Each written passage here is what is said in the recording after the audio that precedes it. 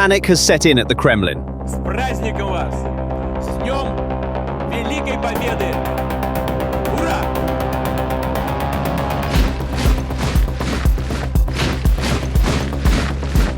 Vladimir Putin, a leader who has ruled Russia with absolute power for 25 years, eliminating his rivals and positioning himself as a modern Tsar, is now facing the only reality he cannot control: time. His time is running out. In the darkest corridors of the Kremlin, the question of who will come after Putin echoes. This question found an answer in a document leaked from the Kremlin in recent days. According to the leak, Putin is working on a secret succession plan to ensure that the system he created can survive without him. This plan is not just about choosing a name. It aims to reshape all power mechanisms, loyalty networks, and economic balances. It is precisely at this point that Putin's mention of life extension technologies during his meeting with Chinese leader Xi Jinping in recent months is much more than a personal fantasy. It reveals his deepest fear. The system exists with him, but what happens without him? And now, this fear is taking shape in the corridors of the Kremlin. With the leak of the secret succession plan, the first signs of a power struggle have begun to emerge. Because in Putin's Russia, power is not transferred peacefully or constitutionally. Power is seized. Now the wolves are lying in wait in the shadows of the Kremlin. They are watching for their master's first moment of weakness, their first hesitation. To understand why Putin's succession crisis is so dangerous, one must look at Russia's bloody and chaotic power transfers throughout its history. Russia's political DNA lacks the tradition of rule-bound, peaceful, and predictable power transfers found in Western democracies. Power changes hands not at the ballot box or in the corridors of parliament, but behind closed doors, through ruthless intrigues, purges, and often bloodshed. The Soviet era is replete with the most brutal examples of this tradition. The process that began after Lenin's death was not an internal party election, but a ruthless struggle for survival. Joseph Stalin eliminated rivals like Trotsky not only politically, but also physically, bringing the party and the state under his absolute control. What happened after his death was no different. A group, including horrific figures such as Lavrenti Beria, attempted to seize power. However, Nikita Khrushchev ultimately rose to the top by purging his rivals. Khrushchev himself was overthrown in a palace coup by Leonid Brezhnev. The brief Andropov and Chernenko periods that followed Brezhnev presented a picture of dull stability, with elderly leaders dying in succession and the Politburo selecting a new leader from within its own ranks. But the fundamental dynamic remained the same. Power was determined not by the will of the people, but by the bargaining and power struggles among a narrow elite group. The collapse of the Soviet Union further deepened this chaotic tradition. Gorbachev's reforms created a wave of chaos he could not control, and eventually, Boris Yeltsin effectively seized power by climbing onto a tank and repelling a communist coup. The 1990s were a Wild West period in which Russia as a state nearly disintegrated. Oligarchs plundered the country's wealth, and different families in the Kremlin fought each other. There was one exception to this dark picture: Yeltsin's transfer of power to Vladimir Putin. This was the first and only managed, peaceful succession plan in modern Russian history. However, it was not the rule but the exception. Because this handover was not the selection of an heir to carry on the vision of a strong leader, it was the installation of a relatively unknown former KGB agent to protect the security and wealth of the family of a leader whose health was failing and whose popularity had collapsed. One of Putin's first acts was to sign a decree granting Yeltsin and his family lifelong immunity. This is Putin's biggest dilemma today. He is not a weak leader like Yeltsin. He is the absolute ruler of the system. So how can a man who rules a system as powerful and ruthless as himself trust anyone to whom he might hand over his position? In the game he created, what guarantee does he have that the person he chooses as his successor will not destroy him and his legacy the day he takes power? No one can give that guarantee. That is why Putin cannot repeat Yeltsin's model. And since there is no other peaceful model in Russia's history, the country inevitably faces the risk of returning to that old and bloody tradition, namely, the battle of the wolves within the Kremlin.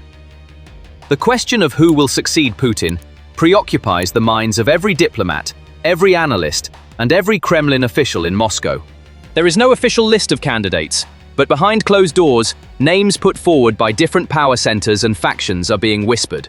We can divide these potential successors into three main categories: Loyal Technocrats, Ruthless Siloviki, and Princes of the Future. Loyal Technocrats are capable, get-things-done managers who are absolutely loyal to Putin and have no political ambitions. Their job is to implement Putin's vision and ensure the system's wheels turn smoothly. They can be seen as trustees or regents who will govern the country during a transition period until a consensus is reached among the elites. The most obvious example of this category is Prime Minister Mikhail Mishustin. A former head of the tax office, Mishustin caught Putin's eye by digitizing Russia's complex tax system and increasing its efficiency. He is an extremely talented technocrat and manager. His greatest advantage is also his greatest disadvantage. He is not a power center in his own right. He has no base within the Siloviki, is not recognized by the public, and lacks political charisma. The elites may consider him a controllable figure, but this also makes him a weak leader who could be overthrown at the first opportunity. Sergei Kiriyenko, deputy head of the presidential administration, is known as the Kremlin's political brain. He is the person who manages Russia's domestic politics, elections, the appointment of governors, and most importantly, the integration of Ukraine's occupied territories. He is intelligent, ruthless, and extremely effective. However, his past is also problematic.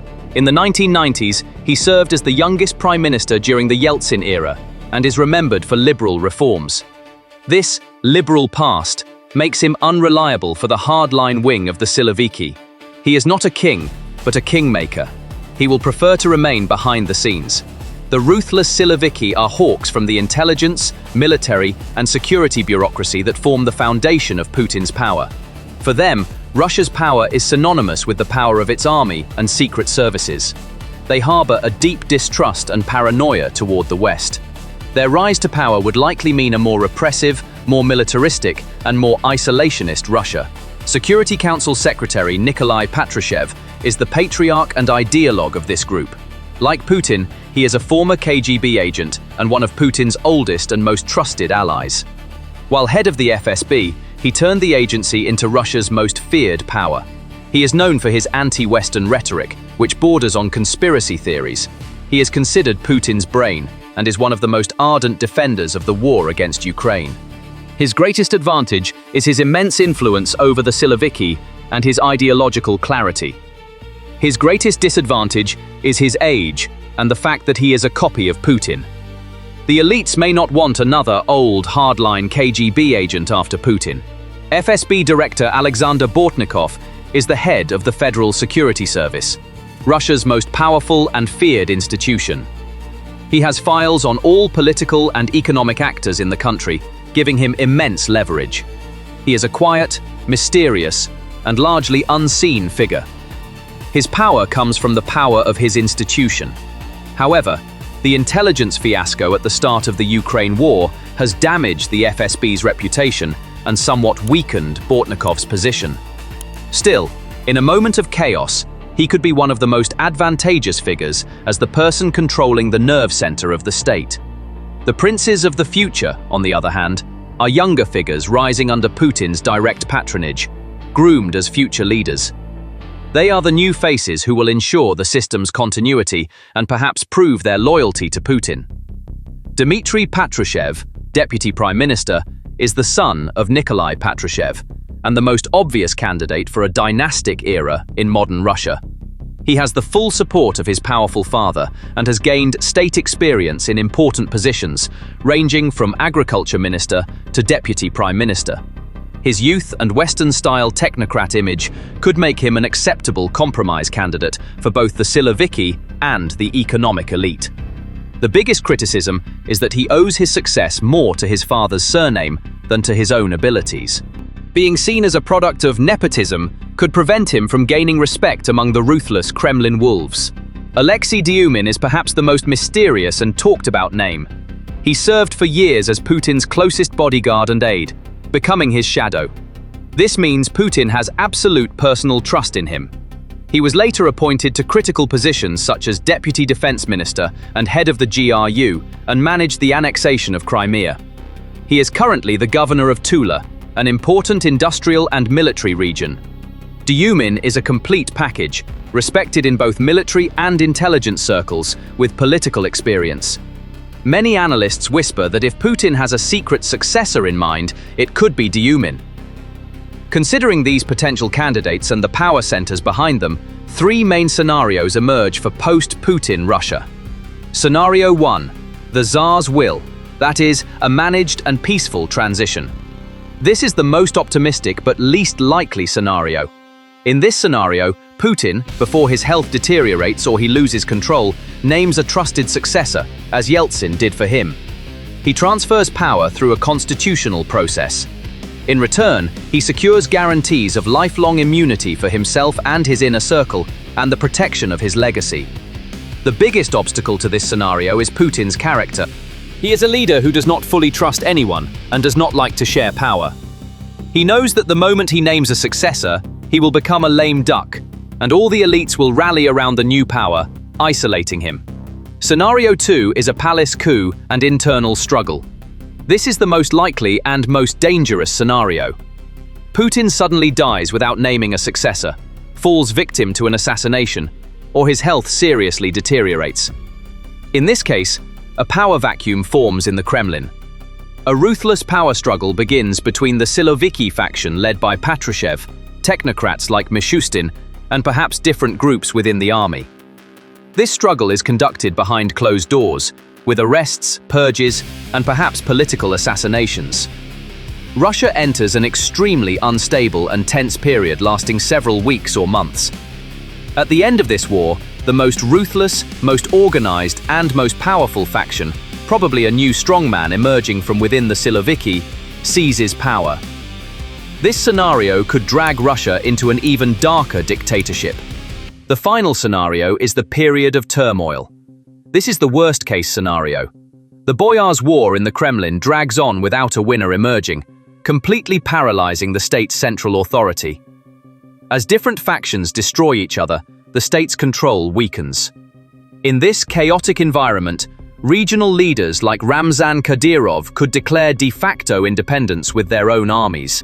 Separatist movements in Tatarstan or other ethnic republics in the Caucasus could reignite. Different units of the army could pledge allegiance to different leaders, bringing the country to the brink of civil war. This would mean a massive country with nuclear weapons collapsing inward and becoming a failed state. The consequences of this scenario would be catastrophic not only for Russia, but for the entire world. Ultimately, Vladimir Putin's speeches about immortality actually reveal his greatest tragedy and dilemma. For 25 years, he has worked to rescue Russia from the chaos of the 1990s and build a stable, powerful state. However, in doing so, he created an extremely fragile system that concentrates all power in his own hands, relies on personal loyalty rather than institutions, and has no plan for what will happen after him. He has essentially mortgaged Russia's future to secure his own political immortality. His refusal to designate a successor is not a show of strength, but rather a sign of deep weakness and fear. Because he knows that the day he names an heir, he will also be announcing the beginning of his own end. Therefore, he tries to stay in power by pitting the wolves around him against each other, making everyone dependent on him, and using uncertainty as a tool of governance. However, this strategy only delays the inevitable end. Eventually, time will run out, and when that day comes, the legacy Putin leaves behind will most likely not be the powerful Russian state he claims to have rebuilt, but a country ready to be swallowed up by the power vacuum he himself created. A country sliding into chaos. The Tsar, who has become the greatest prisoner of his own system, may have to face his greatest fear, the flood after him. This panic that began in the Kremlin is only the first sign of the approaching storm. If you enjoyed this analysis, don't forget to like the video, subscribe to the channel, and share your thoughts in the comments. How do you think this Kremlin power struggle will end? Each of your comments helps us expand the discussion on this topic. Don't forget to turn on notifications so you don't miss new videos. See you in the next one. Now, Putin is in panic mode. Because the preview of the Soviet collapse is unfolding. From the outside, the walls appear solid, but inside, small thresholds are piling up behind the doors. Once considered unshakable, the Russian economy is now a crumbling fortress. The war in Ukraine sparked this transformation. Military spending has skyrocketed, and Putin needs billions of dollars to flow into his coffers every month. And to find this money, the Kremlin has set its sights on its own wealthy, the oligarchs. Since the start of the war, Putin has amassed more than $50 billion from this small circle. A total of 102 private assets have been seized. The Strategic Companies Law, allegations of corruption, violations of privatization, and charges of ineffective management have been the excuses used by the Kremlin to seize assets. Will the Kremlin's internal looting strategy keep Russia afloat, or will it bring it down from within? The collapse of the Soviet Union raised hopes that Russia could transform itself into an open, free market economy integrated into the global economy. But widespread corruption, economic turmoil, and crime in the 1990s undermined confidence in democratic capitalism. When Vladimir Putin stepped through the heavy doors of the Kremlin in the early 2000s, the country was literally a new class of oligarchs was born during this period. Oleg Deripaska, Boris Berezovsky, Vladimir Gusinsky, Mikhail Khodorkovsky. These individuals who held sway not only in the business world, but also at the highest echelons of politics, were expanding their economic empires while amassing media and financial power capable of installing and toppling governments. Private jets, mansions in London, and the Côte d'Azur, billion-dollar accounts in international banks. And most importantly, they had a deep network of influence that extended from parliament to the ministries. The president sitting in the Kremlin represented the state as required by protocol. But it was a few rich men behind the scenes who determined the fate of the country. State institutions were governed by laws, shaped by the interests of the oligarchs, and political loyalty was bought with money. This was the backdrop against which Putin entered the scene. When he took the presidential seat in 2000, his first message was clear: the state will be a state again. He warned the oligarchs, stay out of politics, mind your own business. This created a short-lived, silent agreement between the parties.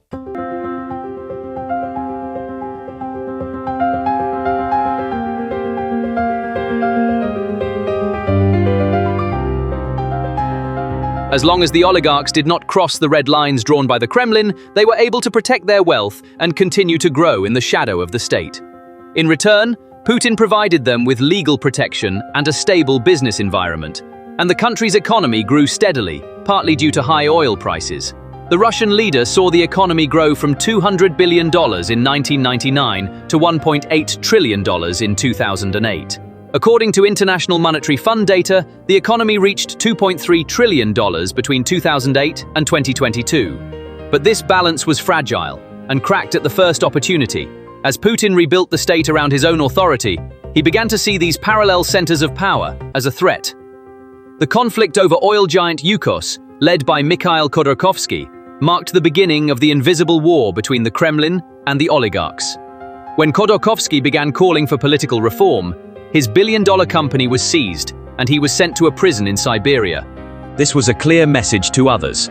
Politics was the Kremlin's monopoly. From that day on, either absolute loyalty to Putin would be shown, or the entire empire would collapse overnight. Boris Berezovsky also lost his reign for failing to show loyalty. Berezovsky was one of the most powerful businessmen of the 1990s. He was an academic with a background in mathematics, but he made his fortune in the wild capitalism that emerged after the collapse of the Soviet Union. He built a network spanning from the automotive industry to oil giants, airlines, and media empires. His influence was not limited to the economic sphere. He also wielded significant political power, to the extent that he had the ability to decide who would sit in the Kremlin. He was one of the most influential figures behind Putin's rise to power in 2000. Through his television channels and newspapers, he shaped public opinion and directed the pre-election atmosphere in Putin's favor. This collaboration was initially beneficial for both sides. Berezovsky grew his fortune as an oligarch who did not clash with the state and enjoyed the Kremlin's approval, while Putin projected an image of a strong leader with the support of the business community behind him. But the moment when the balance of power shifted came quickly. When Berezovsky began to criticize the Kremlin's policies, particularly regarding the Chechen war and press freedom, Putin's tolerance suddenly diminished. The state targeted his greatest power, the media. The Aut television channel, which he controlled, came under state control through pressure and legal maneuvers. His oil companies and other investments were then surrounded by tax investigations and lawsuits. In 2001, Berezovsky, once one of the Kremlin's most powerful allies, was swiftly declared an enemy. He fled to London, leaving behind a significant portion of his fortune. An arrest warrant was issued against him in Russia. He was tried in absentia. He spent his years in exile conducting political campaigns against Russia, filing lawsuits in international courts, and trying to maintain his dwindling influence. In 2013, he was found dead in the bathroom of his mansion in England. Official reports pointed to suicide.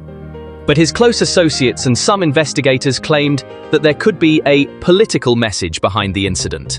Thus, Berezovsky went down in history as both a winner and one of the most dramatic losers of the turbulent and ruthless power struggles of the 1990s.